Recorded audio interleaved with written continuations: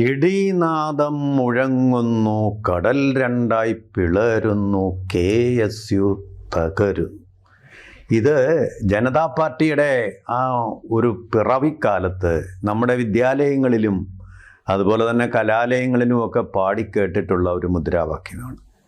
വിദ്യാർത്ഥി ജനത എന്നൊരു പാർട്ടി വന്നിട്ട് ചില സ്ഥലങ്ങളിലൊക്കെ ചില കോളേജുകളിലൊക്കെ KSUവിനെ കടപുഴക്കി എറിഞ്ഞു. അതിൻ്റെ വിജയോന്മാദത്തിൽ അവർ പാടിയ പാട്ടാണ്. അത് ഏറെ നാൾ ഓടിയില്ല, പെട്ടെന്ന് തന്നെ തകർന്നു. ഏഷ്യയിലെ ഏറ്റവും വലിയ വിദ്യാർത്ഥി സംഘടന അന്നായിരുന്ന KSUവിനെ തടർത്തതിൻ്റെ ഒരു പ്രമത്തത പ്രകടിപ്പിക്കുകയായിരുന്നു അവർ കോളേജ് വരാന്തകളിലൂടെ. എന്ന് പറയുന്നത് പോലെ ഇപ്പോഴെന്തെങ്കിലും സംഭവിക്കുന്നുണ്ടോ സമകാലിക രാഷ്ട്രീയത്തിൽ? ഇതാണ് ചോദ്യം. ഇടിനാദം മുഴങ്ങുന്നു, കടൽ രണ്ടായി പിളരുന്നു, CPM പിളരുന്നു.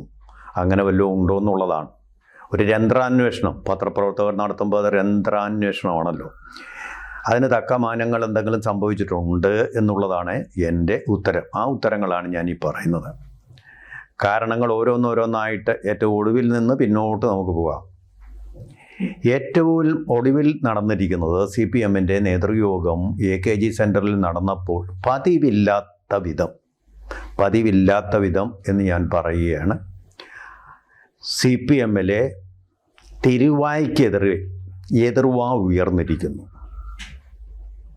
ഞാൻ പറഞ്ഞത് വളരെ വ്യക്തമായി കാണും, പ്രേക്ഷകർക്കെല്ലാം അറിയാവുന്ന കാര്യമാണ്. മുഖ്യമന്ത്രിക്കെതിരെ എതിർപ്പ്. ജില്ലാ യോഗങ്ങളിൽ, പാർട്ടി യോഗങ്ങളിൽ, പാർട്ടി കോൺഗ്രസിൽ തന്നെ, പാർട്ടി പോളിറ്റ് ബ്യൂറോയിൽ തന്നെ ഒരു എതിർവായു ഉയരാത്ത പിണറായി വിജയനെതിരെ ആദ്യമായിട്ട് സംസ്ഥാന നേതൃയോഗത്തിൽ എതിർപ്പ് വന്നിരിക്കുന്നു. അത് തദ്ദേശ തെരഞ്ഞെടുപ്പിൽ സംഭവിച്ച വലിയ അപ്രതീക്ഷിതമായിട്ടുള്ള പരാജയത്തെ തുടർന്നാണ്. ഈ പരാജയത്തിൻ്റെ കാരണം മുഖ്യമന്ത്രി എടുത്ത ചില നടപടികളാണ്. അതിൽ പ്രത്യേകമായിട്ടുള്ള ഊന്നൽ ഭൂരിപക്ഷത്തെ പ്രീണിപ്പിക്കാൻ വേണ്ടി നടത്തിയ ശ്രമങ്ങളാണ് വിമർശന വിധേയമായത്. നമ്മൾ നോക്കൂ, ഇപ്പോൾ മുഖ്യമന്ത്രിയുടെ ഭാഗത്ത് നിന്ന് അക്കാര്യത്തിൽ ഒരു തിരുത്തൽ വന്നിരിക്കുന്നത്. സമസ്തയുടെ യോഗത്തിൽ അങ്ങ് മലബാറിൽ പോയി അദ്ദേഹം പറഞ്ഞിരിക്കുന്നത് ന്യൂനപക്ഷത്തെ എപ്പോഴും തല ഉയർത്തി നിർത്താൻ പ്രതിജ്ഞാബദ്ധമാണ് CPM. ഒരു റോൾ റിവേഴ്സൽ. അതിനു മുമ്പ് അദ്ദേഹം എന്താ പറഞ്ഞത്? അതിനു മുമ്പ് വെള്ളാപ്പള്ളി നടേശൻ പറഞ്ഞ അതേ ഭാഷയിലും അർത്ഥത്തിലുമാണ് അദ്ദേഹം കാര്യങ്ങൾ പറഞ്ഞുകൊണ്ടിരുന്നത്. ന്യൂനപക്ഷത്തിൻ്റെ പേരിൽ സമ്മർദ്ദങ്ങൾ നടത്തുന്നു, കള്ളക്കടത്ത് നടത്തുന്നു എന്നൊക്കെയുള്ള കാര്യങ്ങളാണ് പറഞ്ഞത്. ഇപ്പോൾ അതിൻ്റെ ഒരു റോൾ റിവേഴ്സൽ, ബാലൻസിങ് എന്താണെന്നൊരു ദിശാബോധം നഷ്ടപ്പെട്ട രീതിയിലാണ് സമുദായ സംഘടനകളോടുള്ള സമീപനം ഇപ്പോൾ പിണറായി വിജയൻ കൊണ്ടു നടക്കുന്നത്. ആ രീതിയിലൊരു ദിശാബോധം കമ്മ്യൂണിസ്റ്റ് പാർട്ടിക്ക് നഷ്ടപ്പെട്ടിട്ടല്ല, മുഖ്യമന്ത്രിക്ക് നഷ്ടപ്പെട്ടിരിക്കുന്നു. എവിടെ പിടിച്ചാലാണ്, ഏത് ബട്ടൺ അമർത്തിയാലാണ് എന്നുള്ള, വന്ദനം എന്നുള്ള സിനിമയ്ക്ക് ഏത് ബട്ടൺ അല്ലെങ്കിൽ ഏത് വയർ ഊരിക്കഴിഞ്ഞാലാണ് നമുക്ക് ഈ ബോംബ് ഡിഫ്യൂസ് ചെയ്യാൻ പറ്റുന്നത് അല്ലെങ്കിൽ ഡീറ്റോണേറ്റ് ചെയ്യാൻ പറ്റുന്നത് എന്നൊരു കൺഫ്യൂഷൻ ആ സിനിമയിൽ നമുക്ക് അതിൻ്റെ ക്ലൈമാക്സിൽ കാണാം. അതുപോലൊരവസ്ഥയില്ല നിയമസഭാ തെരഞ്ഞെടുപ്പ്. ഏത് ബട്ടണിൽ അമർത്തിയാൽ നമുക്ക് പിടിച്ചു നിൽക്കാൻ പറ്റുമെന്നോ, വിജയിക്കുക എന്നുള്ളതല്ല തോൽക്കാതിരിക്കാം എന്നുള്ള ഒരു ശ്രമമാണ് നമ്മളിപ്പോൾ കാണുന്നതെന്ന് തോന്നുന്നു. ഇനി ഇവിടെ വന്ന എതിർപ്പുകൾ ഏതാണെന്ന് നോക്കാം നമുക്ക്. ഒന്നാമത്തേത് ഏറ്റവും ഒടുവിൽ നടന്നതുമായിട്ടുള്ള കാര്യം, നമ്മുടെ ചാൻസലറായിട്ടുള്ള ഗവർണർക്ക് മുമ്പിൽ കീഴടങ്ങി എന്നുള്ളത് തന്നെയാണ്. നമുക്കറിയാം, ആരിഫ് മുഹമ്മദ് ഖാൻ്റെ കാലത്തും അദ്ദേഹം ഇതേ നിലപാടേ സ്വീകരിച്ചുള്ളൂ. പക്ഷേ അദ്ദേഹത്തിനെതിരെ എന്തൊരു തോറ്റം പാട്ടുകളായിരുന്നു സർവകലാശാലകളിൽ, പൊതുനിരത്തുകളിൽ അദ്ദേഹം സഞ്ചരിക്കുന്ന കാറിന് നേരെ ആക്രമണം ഉണ്ടായി. അങ്ങനെയാണല്ലോ അദ്ദേഹം നമ്മുടെ സ്റ്റേറ്റ് ഹൈവേയിൽ തന്നെ പുറത്തിറങ്ങി വിദ്യാർത്ഥികളെ വെല്ലുവിളിച്ചത്. അങ്ങനെയാണല്ലോ അദ്ദേഹം മിഠായി തെരുവിലിറങ്ങി ഹൽവ വാങ്ങിച്ചുകൊണ്ട് അങ്ങനെ ഒരു ചാലഞ്ച് നടത്തിയത്. ചുണയുണ്ടെങ്കിൽ വാടാ, എന്നെ തുടര എന്നുള്ള ഒരു ധൈര്യം ആണ് ആരിഫ് മുഹമ്മദ് ഖാൻ അന്ന് കാണിച്ചത്. വഴിയരികിലിരുന്നു കൊണ്ട് തന്നെ അദ്ദേഹം അമിത്ഷായോട് തനിക്ക് വേണ്ട സംരക്ഷണം നൽകണം, കേരള പോലീസിന് അത് നൽകാൻ കഴിയുന്നതില്ല, അവർ പരാജയപ്പെട്ടു എന്ന് തന്നെ പറഞ്ഞത് പരസ്യമായിട്ട്. എന്തൊരു മുദ്രാവാക്യം വിളികളായിരുന്നു. അദ്ദേഹം ഇപ്പോൾ ഇത് കേരളമാണ് എന്ന് പറഞ്ഞ് വാൺ ചെയ്തുകൊണ്ടാണ് SFIയുടെ ആർഷോയുടെ സംഘം, DYFIയുടെ സംഘം, CITUവിൻ്റെ സംഘം, പിന്നെ CPMൻ്റെ മെയിൻ കേഡറിൻ്റെ സംഘം ഭീഷണിപ്പെടുത്തി അദ്ദേഹത്തിനെ പറത്തുന്ന പോലെ അങ്ങ് പറത്താമെന്നാണ് വിചാരിച്ചു. അങ്ങനൊന്നും പറന്നു പോയില്ല. പക്ഷേ അമിത്ഷായ്ക്ക് തന്നെ ഒരു തലവേദനയായതോടുകൂടി കൂടുതൽ സുരക്ഷിതവും പരാതി ഉണ്ടാകാത്ത ഇടവുമായിട്ടുള്ള ബീഹാറിലേക്ക് അദ്ദേഹത്തെ അയച്ചു.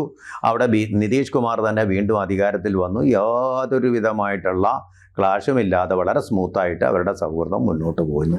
നിതീഷ് കുമാറിനെ സത്യപ്രതിജ്ഞ ചെയ്ത് അധികാരമേറ്റ് അദ്ദേഹം ഗവർണറുടെ ലോക് ഭവനിൽ, രാജ്ഭവനല്ല, അന്ന് രാജ്ഭവനായിരുന്നു, ഇപ്പോൾ ലോക് ഭവനാണ്, അവിടെ സുഖമായിട്ട് അവർ തമ്മിലുള്ള സൗഹാർദ്ദവുമായിട്ട് ആ ഭരണം അങ്ങനെ മുന്നോട്ട് പോകുന്നു. ഇവിടെ ആർലേക്കറും ചിരിച്ചുകൊണ്ടാണെങ്കിൽ ഇത് തന്നെയാണ് പറയുന്നത്.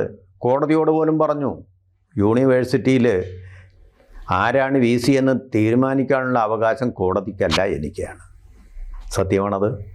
ചാൻസലർക്കാണ് അധികാരം. ചാൻസലറായിട്ട് ഇദ്ദേഹം വേണ്ട എന്ന് പറഞ്ഞ് ബില്ലും ഒക്കെ ഉണ്ടാക്കി അയച്ചു. രാഷ്ട്രപതി അത് അംഗീകരിച്ചിട്ടില്ല. അല്ലെങ്കിൽ മുഖ്യമന്ത്രിക്ക് നിയമിക്കാമായിരുന്നു. പക്ഷേ അത് ഇല്ലല്ലോ. അപ്പോൾ പിന്നെ ആരാ ചാൻസലർ? ഗവർണറാണ് നിയമിക്കേണ്ടത്. സെർച്ച് കമ്മിറ്റിക്ക് നിർദ്ദേശം കൊടുക്കാം. അതിൽ മുഖ്യമന്ത്രിക്ക് ഇഷ്ടപ്പെട്ട ആളുടെ പേരുണ്ടാവും, ഗവർണർക്ക് ഇഷ്ടപ്പെട്ട പേരുണ്ടാവും. ആ ഗവർണർ തീരുമാനിക്കുക. അന്തിമ തീരുമാനം പക്ഷേ ആരാണ്? മുഖ്യമന്ത്രി അല്ല, ഗവർണറാണ്. ഇതേ ഇവിടെ സംഭവിച്ചുള്ളൂ. ഈ കാര്യത്തിൽ മുഖ്യമന്ത്രി തന്നെ കീഴടങ്ങി. വലിയ വിപ്ലവ ഭടകങ്ങളൊക്കെ നടത്തിയിരുന്ന CPMൻ്റെ നേതാവായിട്ടുള്ള മുഖ്യമന്ത്രി തന്നെ കീഴടങ്ങി കൊടുത്തു. അതായത് ഗവർണർ ആർലേക്കർ അവർ സംഘപരിവാർ ശക്തി എന്ന് പറയുന്ന ഒരു VCയെ നിയമിച്ചതിനെ മുഖ്യമന്ത്രി അംഗീകരിച്ചു. ഇതാണ് വിമർശന വിധേയമായത് AKG സെൻറ്ററിൽ. അത് ശരിയല്ല. സംഘപരിവാർ അജണ്ടയ്ക്ക് മുഖ്യമന്ത്രി കീഴടങ്ങി. മുഖ്യമന്ത്രിയുടെ മറുപടി എന്തായിരുന്നു? അദ്ദേഹം മുൻകൈയെടുത്തു. ആര് മുൻകൈയെടുത്താലും ഫലം എന്താണ്? സംഘപരിവാർ അജണ്ടയ്ക്ക് മുമ്പിൽ കീഴടങ്ങി. അതുതന്നെയായിരുന്നല്ലോ നേരത്തെയുള്ള PM ശ്രീയിലും. സംഘപരിവാർ അജണ്ടയ്ക്ക് മുമ്പിൽ ഒപ്പിട്ടു കൊടുത്തു. മന്ത്രി ശിവൻകുട്ടിയും അതുപോലെ തന്നെ. പൊതുവിദ്യാഭ്യാസ സെക്രട്ടറി N വാസുകയും പോയി ഒപ്പിട്ടു കൊടുത്തു. CPIയുടെ പ്രതിഷേധത്തിനും പിണങ്ങി ഞങ്ങൾ പോകുമെന്നുള്ള ഒരു ഘട്ടം വരെ, മന്ത്രിസഭായോഗത്തിൽ നിന്ന് മാറി നിൽക്കുമെന്നൊരു ഘട്ടം വരെ പിണക്കത്തിലും എത്തിച്ച സംഭവമായിരുന്നു അത്. അവിടെ എന്താ സംഭവിച്ചത്? ഒരു കത്ത് കൊടുത്തത് 2 ദിവസം എടുത്തു. കത്ത് കൊടുക്കാമെന്ന് പറഞ്ഞു കഴിഞ്ഞിട്ട് കത്തെഴുതാൻ ഇത്രയും താമസമാണെന്ന് നമ്മൾ അന്നാണ് അറിയുന്നത് ആദ്യമായിട്ട്. കത്ത് കൊടുത്തു എന്ന് മാത്രമല്ല, കത്ത് കേന്ദ്രം അംഗീകരിക്കണം PM ശ്രീയിൽ നിന്ന് കേരളത്തിന് വിടുതി കിട്ടാനേ. ഇതുവരെ കിട്ടിയിട്ടില്ല. അതിൽ നിന്നുള്ള ഫണ്ടുകൾ ഇങ്ങനെ വന്നുകൊണ്ടിരിക്കുക. ഫണ്ടുകൾക്ക് ഇപ്പോൾ വലിയ അത്യാവശ്യമാണ് കേരള ഗവൺമെൻറ്റിന്. കാരണം എന്താ? കേന്ദ്രം കണക്കൊക്കെ നോക്കിയ കിഫ്ബിക്ക് എത്ര പോയി, നിയമസഭ എത്ര പാസ്സാക്കി, ഇത് രണ്ടും നോക്കിയിട്ട് രണ്ടും കൂടെ കടമായിട്ട് കണക്കാക്കി അതിൻ്റെ ബാക്കി മാത്രമാണ് ഇപ്പോൾ കൊടുത്തിരിക്കുന്നത്. ഇനിയിപ്പോൾ പേയ്മെൻറ്റ് എല്ലാം മുടങ്ങാൻ പോവുക, ട്രഷറി അടഞ്ഞു കിടക്കാൻ പോവുക. അതിൻ്റെ ഒരു ബുദ്ധി കണ്ടെത്തി കേരള ഗവൺമെൻറ് നേരത്തെ കൂട്ടി. അവർക്ക് നേരത്തെ തന്നെ അറിയായിരുന്നു തിരുവനന്തപുരം കോർപ്പറേഷനിൽ എന്തായാലും തങ്ങൾ തോൽക്കും. വരുന്നത് കോൺഗ്രസ് ആയാലും കൊള്ളാം, BJP ആയാലും കൊള്ളാം. മുൻകൂട്ടി അവരൊരു ബുദ്ധി കാണിച്ചു. തിരുവനന്തപുരം കോർപ്പറേഷൻ്റെ 200 കോടി രൂപ വരുമാനം, അവർക്ക് ഏറ്റവും വരുമാനമുള്ള കോർപ്പറേഷൻ തിരുവനന്തപുരമാണ് കേരളത്തിൽ. ആ 200 കോടി രൂപ ട്രഷറിയിലേക്ക് അടയ്ക്കണം എന്നൊരു തിട്ടൂരം അങ്ങ് പാസ്സാക്കി അയച്ചു കൊടുത്തു. അങ്ങനെ പെട്ടിരിക്കുകയാണ് BJPയുടെ നേതൃത്വത്തിൽ നമ്മൾ ഇന്ന് പറയുന്ന ദിവസം സത്യപ്രതിജ്ഞ തിരുവനന്തപുരം സിറ്റി കോർപ്പറേഷൻ. 200 കൊടുക്കേണ്ടി വരും ട്രഷറിയിലേക്ക്. വികസന പ്രവർത്തനങ്ങൾ മുടങ്ങും, കുഴപ്പമില്ല. അമിത്ഷാ വരും, പ്രധാനമന്ത്രി വരും, പണമൊക്കെ ഏത് വഴിക്കും അവരുണ്ടാക്കി കൊടുക്കും, പദ്ധതികളുണ്ടാക്കും. അവർക്കതിന് പ്ലാനുണ്ട്. അതുകൊണ്ട് 200 കോടി പോയി കഴിഞ്ഞാലും BJPയുടെ നേതൃത്വത്തിലായതുകൊണ്ട് തിരുവനന്തപുരംകാർക്ക്, ആ നഗരവാസികൾക്ക് വലിയ കുഴപ്പമൊന്നും വരില്ല. പിന്നെ ഏറ്റവും പ്രധാനപ്പെട്ട ചോദ്യം ഉന്നയിക്കുന്നത് അയ്യപ്പൻ തന്നെയാണ് പരോക്ഷമായിട്ട്. അതായത് CPM ചോദിക്കുന്നത്, എന്തുകൊണ്ട് ഇത്രയധികം പ്രമാദമായ ഒരു കേസിലെ പ്രതിയായിട്ടും പത്മകുമാറിനെ എന്തുകൊണ്ട് പുറത്താക്കുന്നില്ല? ആ ചോദ്യം ഉഗ്രശാസനമായിട്ട് വന്നിരിക്കുക. അതിൻ്റെ ഉത്തരമായിട്ട് എനിക്ക് തോന്നുന്നത് കടകംപള്ളി സുരേന്ദ്രനെ രക്ഷിക്കാനെന്നാണ്. പക്ഷേ കടകംപള്ളി സുരേന്ദ്രനെ രക്ഷയില്ല, പത്മകുമാറിനെതിരെ നടപടിയെടുക്കാൻ വേണ്ടി പോവുകയാണ്. പിന്നെ പറ്റിയ വലിയൊരു പാളിച്ച എന്ന് പറയുന്ന പാരടിക്കെതിരെ നർമ്മത്തിൻ്റെ, നമ്മൾ ഇപ്പോൾ ശ്രീനിവാസനെ അനുസ്മരിക്കുന്ന സമയം കൂടിയാണല്ലോ. അദ്ദേഹത്തിന് ആദരാഞ്ജലി അർപ്പിക്കുന്ന സമയം കൂടിയാണല്ലോ. നർമ്മത്തിനെ VKNിലൂടെ സഞ്ജയിനിലൂടെ കുഞ്ചൻ നമ്പ്യാരിലൂടെ ഒക്കെ പുറത്തു വന്ന കേരളത്തിൻ്റെ ആ നർമ്മ സൗന്ദര്യത്തെ തന്നെ ഞെരിച്ച് കൊന്നുകളയുന്ന ഒരു നടപടിയല്ലേ എടുത്തത്. പന്തളം കൊട്ടാരത്തിലെ ആള് CPMൻ്റെ മെമ്പറാണെന്ന് പറഞ്ഞ് അദ്ദേഹം തെരഞ്ഞെടുപ്പ് കമ്മീഷന് പരാതി കൊടുക്കാൻ പോകുന്നു. നിങ്ങൾ എപ്പോഴും പറ്റുന്ന വർഗീയത പരത്തുന്നത് സംഘപരിവാർ സംഘടനകളാണ്, RSS ആണെന്നോ. RSS കാമാന്നൊരക്ഷരം വേണ്ടിയിട്ടില്ല. ആ പാട്ട് എഴുതി RSS അത് ആസ്വദിക്കുകയായിരുന്നു. സംഘപരിവാർ സംഘടനകളെല്ലാം VHPയും എല്ലാം ആസ്വദിച്ചത് ഒന്നിനെ, വർഗീയതയുടെ ഒരു മൈത്രിയായിട്ട് ഉയർന്ന ഒരു ഗാനത്തെ ഒരു മുസ്ലിം എഴുതുമ്പോൾ അതിൽ വർഗീയമായ ഐക്യം ഉണ്ടാവുകയാണ് ചെയ്യുക. ശബരിമല ശാസ്താവിൻ്റെ സ്വർണം കൊള്ള ചെയ്തപ്പോൾ നൊന്ത മനസ്സുമായിട്ട് എഴുതിയ ഒരു നർമ്മമാണത്, ഹാസ്യമാണത്. അപ്പോൾ അത്രമാത്രം സമരസം ഹിന്ദുക്കൾക്കും മുസ്ലിങ്ങൾക്കും ഇടയിൽ, ശരിയായിട്ടുള്ള ഹിന്ദുക്കൾക്കും മുസ്ലിങ്ങൾക്കിടയിലാണ് ഉണ്ട് എന്നുള്ളതിൻ്റെ ഒരു ഘോഷണത്തെ വർഗീയമാണെന്ന് രാജു എബ്രഹാമിനെ പോലെ ഉത്തരവാദിത്തപ്പെട്ട ആൾക്കാരുമൊക്കെ പറയുമ്പോൾ CPM നിങ്ങൾ എങ്ങനെയാണ് തല കുത്തി നിന്നാണോ ചിന്തിക്കുന്നത്? നിങ്ങളുടെ ആ ബുദ്ധി വൈഭവം, ശരിയായിട്ടുള്ള കാഴ്ചപ്പാടുകളെല്ലാം ലോകം കീഴ്മേൽ മറഞ്ഞതുപോലെയാണ് ഇപ്പം നിങ്ങൾ കാണുന്നത്. തലകുത്തി നിൽക്കുന്നുണ്ട്. അതിൻ്റെ ഒക്കെ ഫലമായിട്ട് വലിയ ഒരു എതിർപ്പ് CPMനകത്ത് ഒരിക്കലും ഉണ്ടാകാത്ത വിധം അഭിപ്രായ വ്യത്യാസം, അടിസ്ഥാനപരമായിട്ടുള്ള അഭിപ്രായ വ്യത്യാസമാണ്, ചില്ലറ അഭിപ്രായ വ്യത്യാസമല്ല. സംഘപരിവാർ സംഘടനകൾക്ക് വഴങ്ങുന്നു എന്ന് ഒരു പക്ഷം ആക്ഷേപിക്കുമ്പോൾ അത് വലിയൊരു കുഴപ്പമാണ്. ഇത് കൂടാതെ വളരെ പ്രധാനപ്പെട്ട ഒരു പ്രശ്നം, ദേശീയ ജനറൽ സെക്രട്ടറി ആയിട്ടുള്ള MA ബേബിയും അതുപോലെ തന്നെ മുഖ്യമന്ത്രിയായ പിണറായി വിജയനും തമ്മിൽ വലിയ ഒരു മിസ്അണ്ടർസ്റ്റാൻഡിങ് ഉണ്ടായിരിക്കുന്നു. ഇങ്ങനെയുള്ള കാര്യങ്ങളിൽ തന്നെയാണ്, PMCയുടെ കാര്യത്തിലൊക്കെ തന്നെയാണ്. ആ കാര്യങ്ങളിലൊക്കെയുള്ള അഭിപ്രായ വ്യത്യാസം, അതുപോലെ തന്നെ പിണറായി വിജയൻ വളരെ ധാർഷ്ട്യത്തോടെ ബേബിയെ എതിർത്തുകൊണ്ട് തൻ്റെ മകനെതിരെ സമൻസ് വന്നപ്പോൾ ആ സമൻസിൻ്റെ കാര്യത്തിൽ പറഞ്ഞത്, ആരാണ് കള്ളം പറഞ്ഞതെന്ന് വളരെ വ്യക്തമാണ്. ബേബിയുടെ അറിവ് ഇല്ലായ്മ കൊണ്ടാണ് ബേബി പറഞ്ഞതെന്ന് വരെ പറഞ്ഞ സന്ദർഭങ്ങൾ. ബേബി അതിന് മറുപടി പറഞ്ഞിട്ടില്ല. നീരസം വളരെ വ്യക്തമാണ്.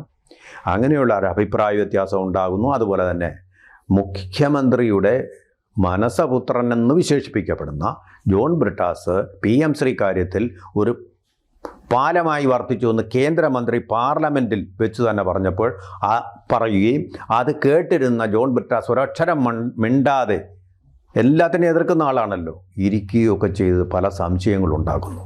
അപ്പോൾ CPMനകത്ത് ഇപ്പോൾ 2 ബ്ലോക്കുകൾ ഉണ്ടായിരിക്കും. ഒന്ന്, സംഘപരിവാർ ശക്തികളെ തുടർന്നു എതിർക്കുന്നത് CPI അനുകൂലിക്കുന്നതുമായിട്ടൊരു ഘടകം. രണ്ടാമത്, അഡ്ജസ്റ്റ് ചെയ്ത് കേരളത്തിൻ്റെ വികസനമെന്ന് പറയുന്ന ഈ പണം ഉണ്ടാക്കാൻ, കാരണം അത്യാവശ്യമായിട്ട് കുറച്ച് പണം വേണം, പണത്തിന് വേണ്ടി അവരുടെ ആദർശങ്ങളെ പണയം വയ്ക്കുന്ന ഒരു വിഭാഗം, അത് ഈ ഭരണവിഭാഗം തന്നെയാണ്. ആ വിഭാഗവും അതുപോലെ തന്നെ പാർട്ടി കേഡർമാരുടെ ആദർശം കൊണ്ടു നടക്കുന്ന ആൾക്കാരും തമ്മിലുള്ള വമ്പിച്ച ഒരു ആശയതലത്തിലുള്ള പോരാട്ടം നടക്കുക. ഈ ആശയതലത്തിലുള്ള പോരാട്ടങ്ങൾ അവസാനിക്കുന്നത് നമ്മൾ കണ്ടിട്ടു കമ്മ്യൂണിസ്റ്റ് പാർട്ടിയിൽ 1964 പിളർപ്പിൽ അതുപോലുള്ള ആശയ പോരാട്ടമാണ്. അത്തരം ഒരു ആശയ പോരാട്ടം ഇപ്പോൾ വരുന്നുണ്ട്. അത് അവസാനിക്കുക മിക്കവാറും CPMനുള്ളിലെ പിളർപ്പിലേക്ക് തന്നെയായിരിക്കും എന്നുള്ളത് കമ്മ്യൂണിസ്റ്റ് പാർട്ടിയെ അറിയാവുന്നവർക്കെല്ലാം അറിയാവുന്ന കാര്യമാണ്. അപ്പോൾ ഒരു പിളർപ്പിനെ ഇപ്പോൾ ആ പാർട്ടി നേരിടുന്നു എന്ന് പറയുന്നത് ശരിയായ രീതിയിലുള്ളൊരു ചിന്തയും പഠനവുമാണെന്ന് തന്നെ നമുക്ക് കരുതാവുന്നതാണ്. ആ തരത്തിലാണ് ഇപ്പോൾ കമ്മ്യൂണിസ്റ്റ് പാർട്ടിയുടെ ഒരു അസ്തിത്വ പ്രതിസന്ധി. കൂടുതൽ വാർത്തകളും വിശേഷങ്ങളും നിങ്ങളിലേക്ക് എത്താൻ ABC മലയാളം സബ്സ്ക്രൈബ് ചെയ്യുക, ബെൽ ബട്ടണും അമർത്തുക.